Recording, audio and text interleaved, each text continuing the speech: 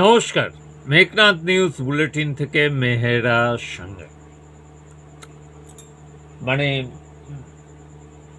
ঘড়ির কাঁটায় যা দেখাচ্ছে, বলতে বাধ্য হচ্ছি যে গতকাল 4টে শহীদ স্মরণে সব কিছু মানে স্তুতি গান অনেক কিছু হলো। যাই হোক, ভালো জিনিস।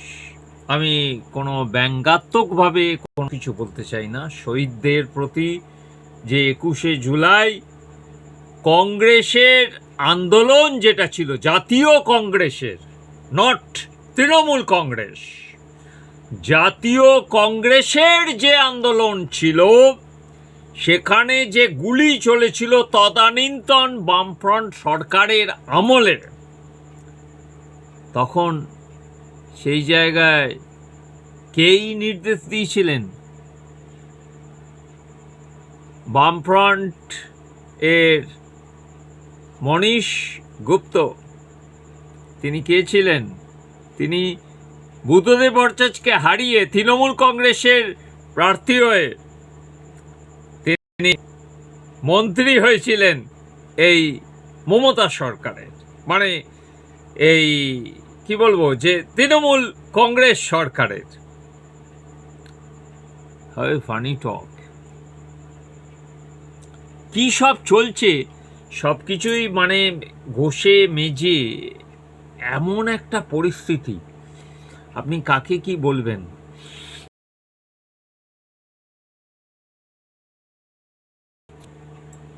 কি আর বলবো, এই বিষয়গুলো যে তদানীন্তন বাম সরকারের আমলের যেখানে নির্দেশ দিয়েছিলেন মনীশ গুপ্ত, তিনি তার পরবর্তী পর্যায়ে বুদ্ধদেব প্রাক্তন মুখ্যমন্ত্রীকে হারিয়ে তিনি মন্ত্রী হয়ে গেলেন মমতার মন্ত্রিসভায়। মানে ওই কি বলবো, একটা আঞ্চলিক দল তৃণমূলের কত অধ্যায় গড়ালো, তারপরে সব কিছু বিষয় হলো, কোনো কিচ্ছু হয়নি।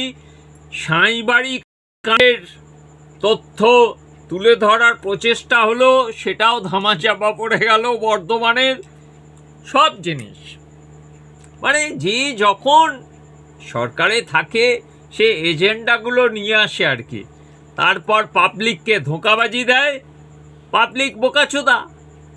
পরিষ্কার এই ভাষা বলতে বাধ্য হচ্ছে যে তারা সেই রকমই খায় গেলে, ওই যেরকম হচ্ছে সিনেমায় কে কি গিললো খেললো, কোন কমেন্টসটা কীরকম মানে হিট হলো, ডায়ালগ, সেরকম বিষয়।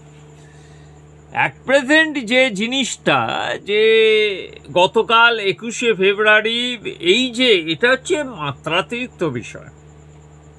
একদিকে এই মানে আপনার কালীঘাট তৃণমূল, আর একদিকে বিক্ষুব্ধ তৃণমূল, সবাই কি বলুন তো, আর একদিকে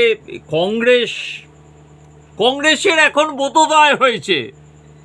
মানে হচ্ছে কি বলবো, যে কংগ্রেস অ্যাট প্রেজেন্ট মানে হচ্ছে যে এতদিন কোনো কিছু করতে সাহস পায়নি। বিজেপি বোধহয় অক্সিজেন জুগিয়েছে কংগ্রেসকে, যে যাও তুমিও করে এসো। যাই হোক, সেটা তাদের বিষয়। কংগ্রেসকে কেউ ইয়ে করে নাকি আর?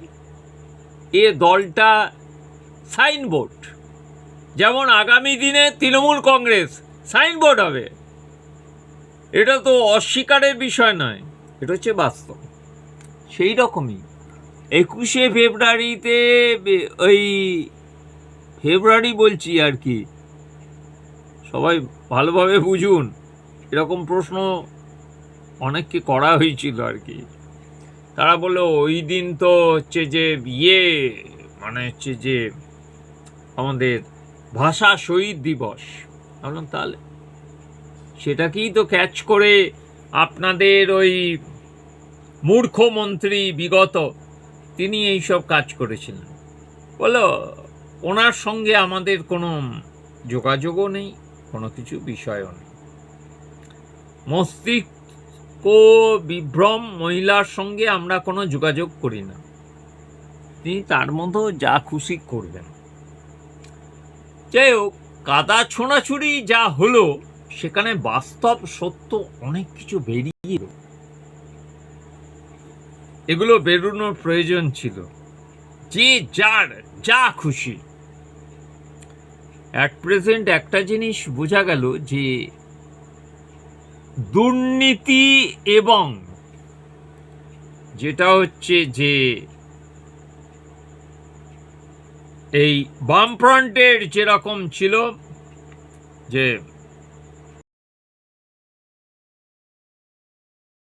এইরকম জিনিস বর্তমানেও দেখিয়ে দিলেন এই ভাইপো অভিষেক, তোলাবাজ অভিষেক এবং হচ্ছে দুর্নীতির অভিষেক, তৎসহ